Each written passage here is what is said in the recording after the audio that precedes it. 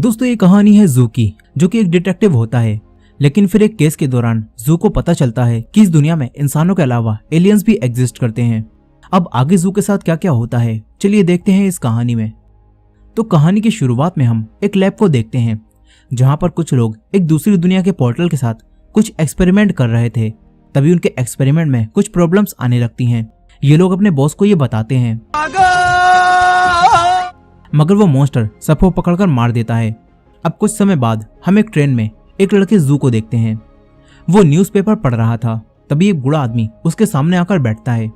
इसी शहर में हाल ही में एक ज्वेलरी एग्जीबिशन में एक हीरो का हार चोरी हो गया होता है और सीसीटीवी की फुटेज में कोई इंसान नहीं बल्कि एक चमकती हुई आत्मा दिख रही थी। इससे सबको लग रहा होता है कि हीरो का हार किसी इंसान ने नहीं बल्कि किसी भूत ने चुराया है। जू इस बूढ़े आदमी से उसी चोरी के बारे में बात करने लगता है। जू इन्हें एक ग्लास दिखाता है और बताता है कि अगर किसी चीज पर जिंक सल्फाइड लगा हो तो उसकी चमक इस ग्लास पर दिखती है।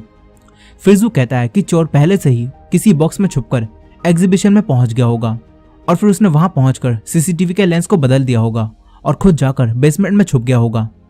इसके बाद जब रात में सभी लोग वहां से चले गए थे तो वो चोर बाहर आया होगा और उसने हीरो का हार चुरा लिया होगा। जू कहता है कि उसने खुद पर जिंक सल्फाइड लगा लिया था और वहां लगे कैमरों के लेंस उसने पहले ही बदल दिए थे, जिससे वीडियो में वो किसी आत्मा की तरह दिख रहा था। और इससे लोगों को लगने लगा कि पुरानी हवेली की चुड़ैल ने आकर वो हीरो का हार चुरा लिया है। अभी एक हफ्ते पहले उन्होंने मुझे ये पिक्चर भेजी है। अब ये सुनकर जू इस पिक्चर को एनालाइज करता है और कहता है कि इस पिक्चर में एक कोड है जिसे समझने के लिए हमें एक नंबर चाहिए। जू यंगलिन से कहता है कि तुम्हारे डैड ने ये पिक्चर तुम्हें भेजी है, यानी कि तुम उस नंबर को जानती हो। यंगलिन पहले तो कहती है कि उसे वो नंबर नहीं पता, मगर बाद में यंगलिन उस नंबर को याद करके जू को बता देती है। इसके बाद जू उस कोड को क्रैक करता है, जिससे उन्हें एक कोऑर्डिनेट मिल जाता है और उसे समझकर ये दोनों एक जंगल में आ जाते हैं। तभी चलते चलते यंगलिन का पैर फिसलता है और वो नीचे गिर जाती है। जू उसे पकड़ लेता है, लेकिन फिर वो दोनों ही वहां से नीचे गिर जाते हैं।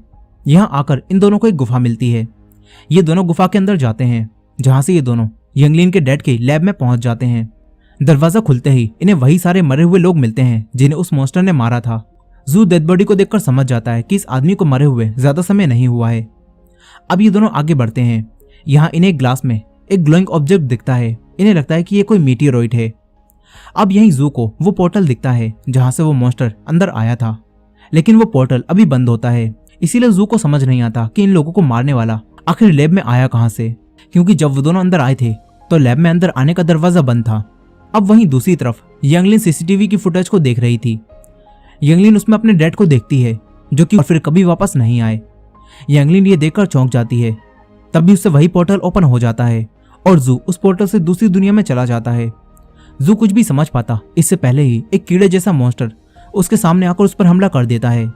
जू किसी तरह उस मॉन्स्टर से बचकर वापस थोड़ी देर बाद जब जू को होश आता है तो वो यहाँ अकेला होता है। उसे यंगलिन यहाँ कहीं भी नहीं दिखती, इसीलिए वो वापस अपने घर जाने लगता है। लेकिन इस वक्त उसके आसपास की चीजें अजीब तरह से मूव कर रही होती हैं। ऐसा लगता है मानो वो किसी और ही दुनिया में हो। अब तभी जू के सामने जादू आ जाता है। ये एलियन जू पर हमला कर देता है। तभी जू उसके एक बोतल मारकर उसे गिराता है और फिर उसे पीटने लगता है। लेकिन फिर जू देखता है कि ये तो एक आम इंसान है जिसे उसने बचा दिया है। अब जू ये देखकर यहाँ से भागता है और अपने घर आ जाता है। जू उन्हीं चीजों के बारे में सोचने लगता है जो उसने लैब में देखी थी। जू दोबारा से यंगलिन की डैड की उसी फोटो को देखता है और इस बार उस फोटो में जू को एक घर का एड्रेस दिखता है। जू उसी एड्रेस पर जाने लगता है, लेकिन बीच में ही उसकी गाड़ी कई सारे क्रॉस से टकरा जाती है, जिससे उसकी गाड़ी का एक्सीडेंट हो जाता है। फिर जू पैदल चलकर उस गांव तक जाता है। जू उस घर में पहुंच जाता है, लेकिन घर के बाहर ताला लगा हुआ था, इसलिए जू उसे तोड़कर अंदर जाता है। जू को पता चल जाता है कि ये घर यंगलिन के डैड का घर है, लेकिन ये घर काफी अजीब तरह से डेकोरेट होता है। यहाँ एक ही तरह के कई सारे जूते थे और पेंटिंग्स ऊपर लटकी हुई थी। इससे जू समझ जाता है कि यंगलिन के डैड काफी चालाक इंसान थे।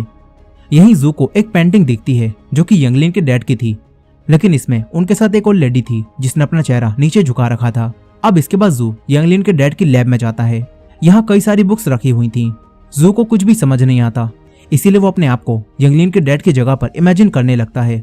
फिर शाम के समय जब सूरज की रोशनी उस लैब में आती है तो नीचे वैसा ही निशान बन जाता है जैसा कि उस पिक्चर के पीछे बना था, और कहा कि एलियन सच में होते हैं। यंगलिन की मॉम ने उसके डैड को एलियन स्पीशीज जैसी कोई चीज दिखाई, जो देखकर वो हैरान हो गए। यंगलिन के डैड को रिसर्च करने के लिए एक नई दिशा मिल गई। लेकिन फिर कुछ समय बाद ही यंगलिन की मॉम की तबीयत खराब हो गई और वो मेंटली अनस्टेबल हो गई। उन्हें रोज रात में कोई मॉन्स्टर दिखने लगा। इससे यंगलिन के डैड को पूरा विश्वास हो गया कि इस दुनिया में एलियंस जैसी चीजें भी एग्जिस्ट करती हैं। इसीलिए उसके डैड ने वही एलियन स्पीसीज जैसी चीज चुरा ली। अब प्रेजेंट डे में घर में जू को कोई दिखता है जो उसके पीछे जाता है। वो घर में चारों तरफ देखता है, तभी उसी एलियन जैसी कोई भूतनी जू पर हमला कर देती है। वो जू का गला पकड़ लेती है। जू कुछ भी नहीं कर पाता और वहीं बेहोश हो जाता है। इसके बाद जब जू को होश आता है तो वो सोफे पर होता है।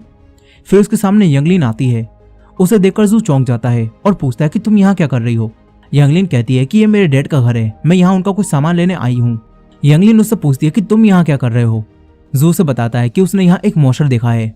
ये सुनकर यंगलिन उससे कहती है कि अब तुम इस सबसे दूर रहो, मैंने तुम्हें तुम्हारे पैसे भी दे दिए हैं। लेकिन जू नहीं मानता। जू यंगलिन से पूछता है कि तुम्हारे डैड के साथ उस पेंटिंग में वो औरत कौन है। यंगलिन कहती है कि वो मेरी मॉम है जो कि अब इस दुनिया में नहीं रही। यंगलिन जू को उनकी ग्रेव पर ले जाती है और बताती है कि मेरी माँ इसी गांव में पली बड़ी थी। इसके बाद वो एक यूनिवर्सिटी में मेरे डैड से मिली। यंगलिन कहती है कि मेरे डैड का मानना था कि इस ब्रह्मांड में इंसानों के अलावा भी कई सारी एलियन स्पीशीज हैं, लेकिन उनकी बात पर कोई भी विश्वास नहीं करता था सिवाय मेरी मॉम के।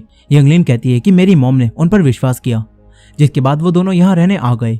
यंगलिन बताती है कि सब कुछ ठीक चल रहा था, लेकिन फिर एक दिन उसकी मॉम की मेंटली कंडीशन अनस्टेबल हो गई।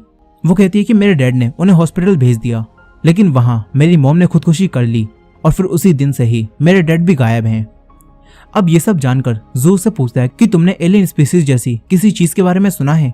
यंगलिन बताती है कि मेरी मॉम ने मुझे बताया था कि इस गांव में एक दरवाजा था जो कि इस दुनिया को सीधे एक ऐसी दुनिया से जोड़ता था जहां जाकर इंसान एक ग्रेट वर्ल्ड में पहुंच जाता था, और उस दरवाजे को खोलने की चाबी वही एलियन स्पीशीज थी। अब ये सब सुनकर जू यंगलिन से कहता है कि मुझे उसी अस्पताल में ले चलो जहां तुम्हारी मॉम को रखा गया था। यंगलिन मान जाती है, जिसके बाद ये दोनों उसी साइकेट्रिक हॉस्पिटल में पहुंच जाते हैं। यहाँ एक डॉक्टर थे जिन्हें यंगलिन काफी अच्छी तरह से जानती थी। यहीं दीवार पर कई सारी पिक्चर्स लगी थी। आदमी का चेहरा मिटाया गया है, वो यंगलिन के डैड हैं। अब इसके बाद ये दोनों यंगलिन की मॉम का वही रूम देखते हैं जहां पागल होने के बाद उन्हें रखा गया था। डॉक्टर कहते हैं कि तुम्हारी मॉम को कुछ भ्रम होते थे जिसमें उन्हें कई सारे मॉन्स्टर दिखते थे। जू डॉक्टर की ये सारी बातें सुन रहा था। ये पागल औरत है, इसने हमारे साथ गद्दारी की है, इसे मार दो। अब तभी कुछ लोग आकर उसे पकड़कर ले जाते हैं। डॉक्टर कहते हैं कि ये पागल है, इसकी बातों पर ध्यान मत दो। लेकिन जू को शक हो जाता है कि दाल में कुछ तो काला है, इसीलिए जू रात में छुपकर इसी हॉस्पिटल में आ जाता है। जू का पीछा करते हुए यंगलिन भी यहाँ आ जाती है। जू से कहता है कि डॉक्टर ने हमसे झूठ बोला था क्योंकि वो पागल औरत तुम्हें तुम्हारी मॉम समझकर वो सारी बातें बोल रही थी।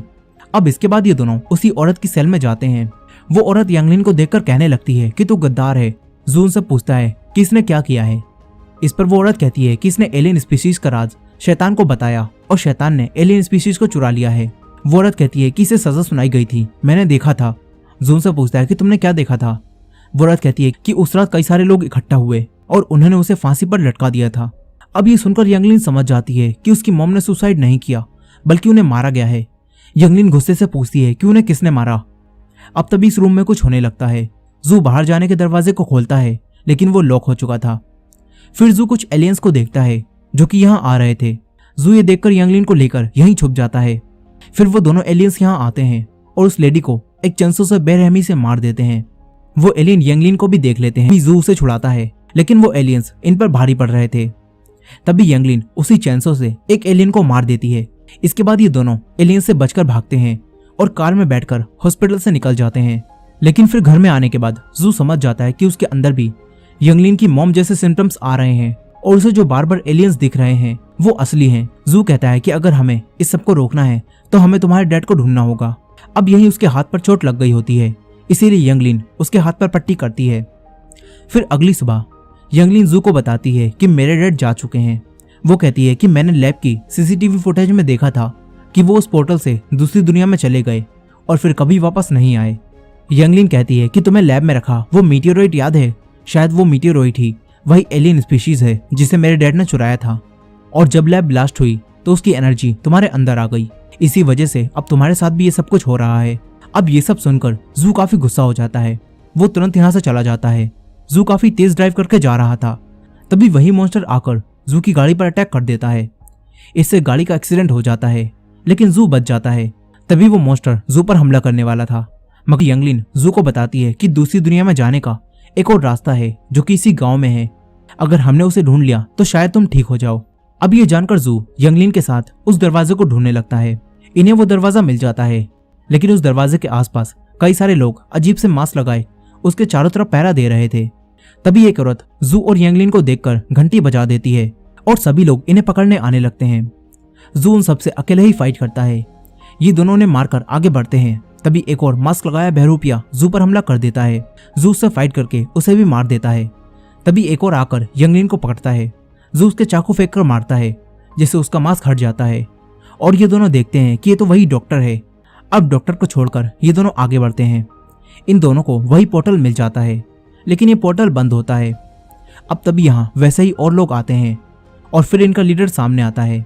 वो कहता है कि हमने एलियन स्पीशीज के राज को छुपाने की कसम खाई है और हम पोर्टल के दूसरी तरफ किसी को भी नहीं जाने देंगे। मगर तभी जू कहता है कि मैं यंगलिन के डैड की लैब में था और वहां से मैं दूसरी दुनिया में जा चुका हूँ। ये सुनकर उनका लीडर कहता है कि वो आदमी गद्दार था। इनका लीडर बताता है कि यंगलिन के डैड 25 साल पहले जब यहाँ रहने आए तो हमने तुम्हारी मॉम से कहा था कि उस आदमी को एलियन स्पीसीज का राज ना बताए, लेकिन फिर भी तुम्हारी मॉम ने उसे हमारी एलियन स्पीसीज का राज बता दिया और मजबूरन हमें उस आदमी को भी अपने लोगों में शामिल करना पड़ा। लेकिन फिर उसने तुम्हारी मॉम पर ही एक्सपेरिमेंट किए, जिससे वो पागल हो गई और फिर तुम्हारे डैड उस दूसरी दुनिया को देखने के लिए वो एलियन स्पीसीज हमसे चुराकर भाग गए और इसी वजह से अब मैं किसी को भी एलियन स्पीसीज के बारे में नहीं जानने दूंगा। अब इनका लीडर यही स्पीच दे रहा था और तभी जू की पावर की वजह से वो पोर्टल खुल जाता है और वही मॉन्स्टर बाहर आकर इन सभी लोगों को मारने लगता है। ये सब लोग बचकर भागते हैं। इन लोगों को मरता हुआ देखकर जू और यंगलिन इन लोगों को बचाने के लिए पोर्टल से दूसरी तरफ चले जाते हैं। फिर यहाँ इन दोनों को यंगलिन के डैड मिलते हैं, लेकिन वो यहाँ मर चुके थे। अब तभी यहाँ तेज हवा चलने लगती है, जिससे जू और यंगलिन अलग होकर बेहोश हो जाते हैं। फिर जब जू को होश आता है तो वो अकेला होता है। उसे कुछ भी समझ नहीं आता कि वो क्या करे, इसीलिए वो रोने लगता है। और इसी एंडिंग के साथ ये कहानी यहीं खत्म हो जाती है। दोस्तों वैसे तो ये कहानी काफी अच्छी जा रही थी, लेकिन एक प्रॉपर एंडिंग ना मिलने की वजह से ये कहानी कुछ अधूरी सी लगती है। वैसे आगे जू का क्या हुआ होगा, शायद वो भी यंगलिन के डैड की तरह वहां मर जाएगा। खैर आपको ये मूवी कैसी लगी कमेंट में जरूर बताइएगा और वीडियो पसंद आई हो तो वीडियो में